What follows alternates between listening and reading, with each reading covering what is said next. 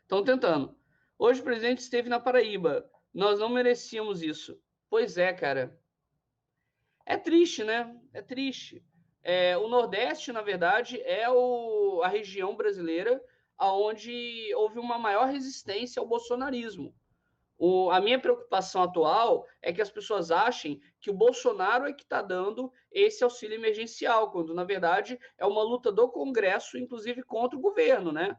Então, assim, eu tenho muito pé atrás com isso, sabe? É muito complicado esse governo que, justamente como eu estou dizendo, ele está fazendo, está manipulando não só a opinião pública, mas também manipulando o sistema brasileiro para que a gente fique cada dia com uma situação pior e quando esse governo sair, mesmo que entre um governo bom, ele vai ter que arcar com a dívida gerada por esse governo.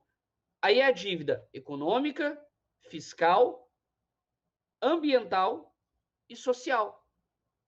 A gente vai ter muita dívida para pagar. E sabe aonde a gente teve problema de dívida também? No milagre econômico, quando a gente tinha um governo militar. Isso é muito triste, gente, é muito triste. Acho que já li sobre isso, assassinato econômico. Em alguns países da América Latina, se não me engano, o Guaidó na Venezuela esteve sendo acusado disso. Exatamente, cara, exatamente. Quando você tem um governo de esquerda, um governo popular, existe uma tentativa de destruição. Por quê? Porque social não dá lucro. Social para essas pessoas não dá lucro. É por isso que eu digo, por exemplo, das empresas japonesas e do governo japonês. Eu não estou aqui defendendo o governo japonês, mas eu quero dizer que no Japão você tem empresas que têm mais de 100 anos. Sabe por que elas têm mais de 100 anos? Porque muitas das vezes ela visa as coisas a longo prazo. Qual é a imagem que a empresa vai ter perante a sociedade? Qual é a preocupação social da empresa? Então, assim, a empresa faz várias alterações antes de demitir alguém. Isso é uma questão cultural. Nós, como brasileiros, temos que tentar entender qual é a nossa cultura de empresa e qual é a função social de uma empresa. Porque, gente, a questão é, no meu entendimento, e aí é uma opinião pessoal, eu acredito que quando uma empresa lucra em cima dos outros, isso para mim é errado. Eu acho que você tem que incentivar o empreendedorismo, o desenvolvimento social, etc. Mas que quando alguém começa a ganhar muito dinheiro em cima, você começa a ter um desequilíbrio na sociedade. Então, isso é minha opinião. E aí o que acontece? Ah, não, o Bruno é um comunista. Realmente sou. Mas o ponto aqui eu digo eu dialogo. Então, por exemplo, não gosto do comunismo, vamos então para um capitalismo dinamarquês, um capitalismo norueguês. Vamos pegar aquilo lá e aplicar o modelo aqui. É melhor do que esse neoliberal que a gente tem. Então, assim, o que é importante é a gente entender como é que funciona a estrutura econômica. A minha preocupação hoje é que a gente não tenha capacidade para pagar essa dívida depois. Porque mais de 10% do Pantanal tá sob queimada hoje. Quando que a gente vai recuperar isso? Entende? A Amazônia, mesma coisa. A imagem do Brasil está sendo manchada. O Brasil nunca tinha sido uma vergonha mundial. Agora a gente está sendo motivo de piada. É todo dia um 7-1 diferente, sabe? Enquanto era o 7-1 do futebol, era só dar risadinha e tá tudo bem. A gente ganhou a Copa e tal, tá de boa. Mas agora esse de que fazem com a nossa economia, né? É uma coisa muito complicada, né?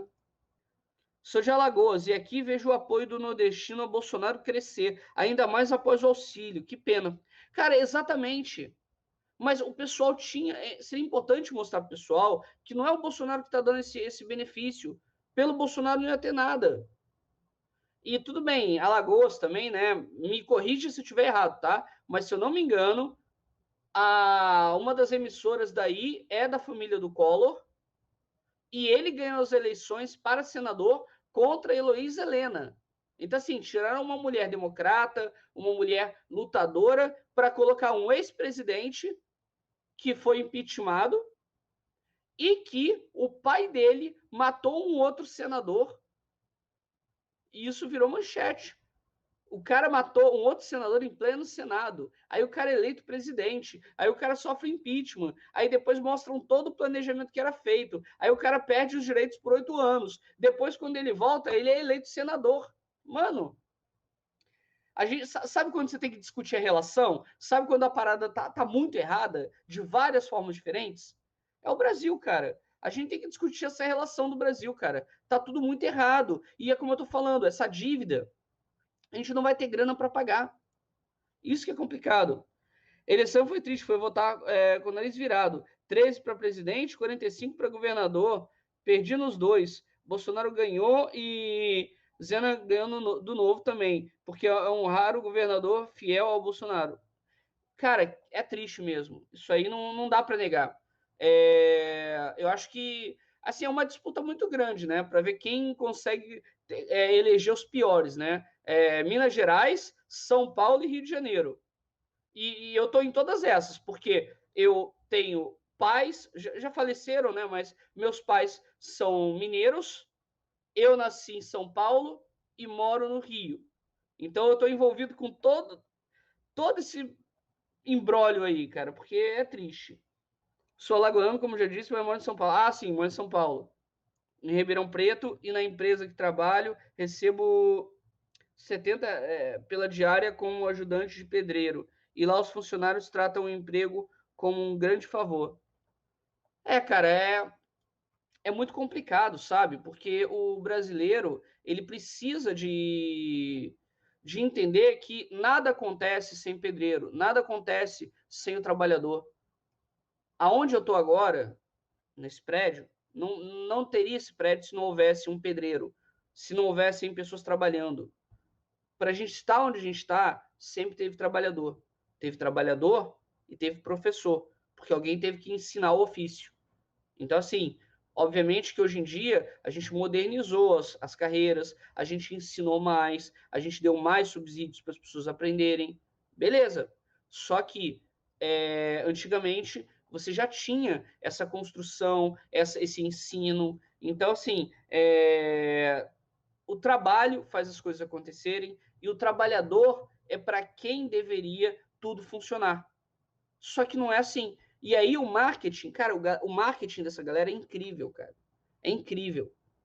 Por exemplo, tô tomando chá aqui agora, sabe? Tipo, eu poderia falar para você assim, pô, gente, olha, chá.